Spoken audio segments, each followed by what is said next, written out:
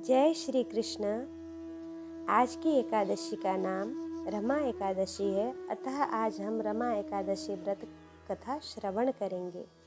युधिष्ठिर उवाच कथयस्य प्रसादेन मम स्नेहा जनार्दन कार्तिकस्य सिते पक्षे किं नाम एकादशी भवेत्। युधिष्ठिर बोले, हे जनार्दन, कार्तिक के कृष्ण पक्ष में जो एकादशी होती है उसका नाम क्या है, सो आप मुझ पर प्रसन्न होकर कहिए। श्री कृष्ण बोले, हे राज शार्दुल, सुनो, मैं तुम्हारे आगे कहता हूँ कि कार्तिक के कृष्ण पक्ष में रमा नाम की सुंदर शोभायमान एकादशी होती है। यह एकादशी महापातकों को हरने वाली उत्कृष्ट कही गई है। हे राजन, इसका महात्म्य तुमसे कहता हूँ। पहले मुचुकुंद नाम के प्रसिद्ध राजा हो गए हैं। हे नृप, इंद्र के साथ इनकी मित्रता थी, उसी तरह वरुण और कुबेर के साथ और विभीषण के साथ भी उनकी मित्रता थी। वह राजा विष्णु भक्त और सत्य प्रतिज्ञा वाला था। हे राजन, इस प्रकार निष्कंटक राज्य करने वाले उस राजा के घर में श्रेष्ठ चंद्रभागा पुत्री रूप से उत्पन्न हुई। वह शोभन नामक चंद्रसेन के पुत्र से ब्याही गई। हे नृप, वह शोभन किसी समय ससुर के घर आया, उसी समय सुंदर पुण्य देने वाला एकादशी का व्रत आया। व्रत का दिन आने पर चंद्रभागा चिंतित हुई कि हे देवेश, क्या होगा, मेरा पति अति दुर्बल है, वह क्षुधा को नहीं सह सकता है और मेरे पिता का शासन उग्र है। दशमी का दिन जब आया तब उसका ढोल बजने लगा।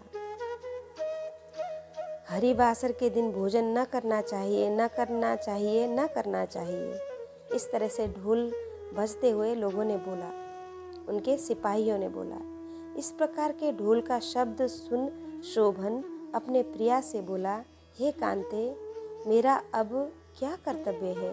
हे सुशोभने, तो मुझे शिक्षा दे, जिसके करने से मेरे जीवन का नाश न हो। चंद्रभागा बोली, हे प्रभु, मेरे पिता के घर में आज कोई भोजन नहीं करेगा। हाथी, घोड़े और अन्य पशु भी भोजन नहीं करेंगे। घास को, अन्न को, वैसे ही जल को भी हरिवासर के दिन कोई ग्रहण नहीं करेगा। हे पति, फिर मनुष्य हरिवासर के दिन कैसे खाएंगे। हे पति, जो तुम भोजन करना चाहते हो तो घर से पलायन कर जाओ। मन में ऐसा विचार करके अपने मन को दृढ़ करो। पलायन करना मतलब घर से निकल जाओ, कहीं दूर जाओ, भाग जाओ। शोभन बोला, तुमने सत्य कहा, मैं व्रत करूंगा। दैव ने जैसा रचा होगा वैसा ही होगा, ऐसा निश्चय करके उसने व्रत किया। भूख प्यास से पीड़ित वह शोभन अति दुखित हो गया। उसी सोच विचार में सूर्य अस्तांचल को प्राप्त हो गए। वैष्णव मनुष्य की वह रात हर्ष को बढ़ाने वाली थी, किंतु हे नृप शार्दुल, वह शोभन को अति दुस्सह हो गई। दूसरे दिन सूर्य के उदय के समय तक शोभन मृत्यु को प्राप्त हो गया। तब राजा ने उसका राजसी ढंग से योग्य चंदन आदि काष्ठों द्वारा दाह संस्कार कराया। फिर पिता द्वारा मना की गई चंद्रभागा ने अपने देह को पति के साथ नहीं जलाया। फिर उसका प्रेत कृत्य करके पिता के ही घर में स्थित हुई। हे नृपश्रेष्ठ, रमा के व्रत के प्रभाव से शोभन ने मंदराचल के शिखर पर मनोहर देवपुर पाया। वह देवपुर कैसा था कि सबसे उत्तम और जिसको कोई जीत नहीं सकता था, तथा असंख्य गुणों से युक्त था। रत्न और वैदुर्य मणियों से जड़ा हुआ सुवर्णों के खंभों से सुशोभित महल नाना प्रकार के विचित्र स्फटिक मणियों से सुशोभित था। ऐसे मंदिर में शोभन सिंहासन पर बैठे हैं, उसके ऊपर श्वेत छत्र लगा हुआ है, चमर डुल रहे हैं, किरीट माथे पर है, कुंडल धारण किए हैं, हार और केयूर से बाजू भूषित है। गंधर्व स्तुति कर रहे हैं और अप्सराएं सेवा में हैं। वहाँ शोभन ऐसा शोभित हुआ मानो दूसरा इंद्र हो। सोम शर्मा नाम से विख्यात मुचकुंद के पुर में बसने वाले एक ब्राह्मण ने तीर्थ यात्रा के प्रसंग में भ्रमण करते हुए शोभन को देखा। उसे राजा का जमाता जान उसके समीप गया। तब शोभन ने शीघ्र ही आसन से उठकर उस उत्तम द्विज को नमस्कार किया और ससुर का कुशल पूछा और अपनी स्त्री चंद्रभागा तथा नगर का कुशल पूछा। सोम शर्मा बोले, हे राजन, तुम्हारे ससुर के घर में कुशल है और चंद्रभागा भी कुशल से है और पुर में सब कुछ कुशल ही है। हे राजन, अपना वृत्तांत कहिए। मुझको बड़ा आश्चर्य है। ऐसा विचित्र सुंदर पुर है कि जैसा कभी किसी ने नहीं देखा हो। हे राजन, यह कहिए कि आपने इसे कैसे पाया। शोभन बोले, कार्तिक के कृष्ण पक्ष में रमा नाम की एकादशी होती है। हे द्विजेंद्र, उसका व्रत करके मैंने यह अध्रुवपुर पाया है।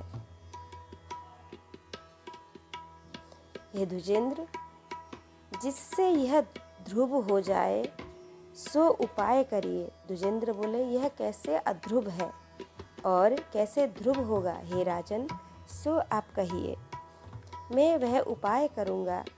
इससे अन्यथा नहीं है, इसमें कोई अन्यथा नहीं है। शोभन ने कहा, हे द्विजोत्तम, मैंने उस व्रत को श्रद्धाहीन होकर किया है, इसलिए मैं इसको अध्रुव मानता हूँ और जिससे ध्रुव होगा वह सुनिए। सुंदर शोभायमान चंद्रभागा नामक मुचकुंद की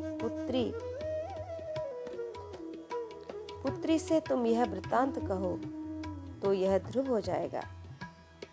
सो सुनकर उस ब्राह्मण ने चंद्रभागा से सब वृत्तांत कहा। ब्राह्मण के वचन सुनकर चंद्रभागा उत्फुल्ल नेत्र हो गई।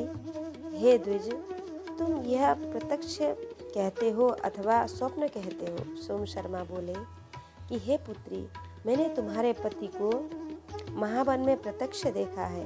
देवपुर के तुल्य जिसे कोई न जीत सके, ऐसा मैंने उसका पुर देखा है। उन्होंने उसे अध्रुव कहा। जिससे ध्रुव हो जाए वह करो। चंद्रभागा बोली, हे विप्र, मुझे तुम वहाँ ले चलो। पति के दर्शन की बड़ी लालसा है। मैं अपने व्रत के पुण्य से उस पुर को ध्रुव कर दूंगी। हे द्विज, जिस तरह से हम दोनों का संयोग हो वह करो। यह निश्चय है कि वियोगी को योग कराने से बड़ा पुण्य होता है। यह सुनकर सोम शर्मा उसे साथ वहाँ ले गया। मंदराचल नामक पर्वत के समीप वामदेव ऋषि का आश्रम था। वामदेव ने उन दोनों द्वारा कहा हुआ सब वृतांत सुना। फिर वामदेव ने वेद मंत्रों से उज्जल उस चंद्रभागा का अभिषेक कराया। ऋषि के मंत्र के प्रभाव से और हरिवासर के सेवन से वह चंद्रभागा दिव्य देह की हो गई और दिव्य गति की हो गई और आनंद से प्रफुल्लित नेत्र होकर पति के समीप गई।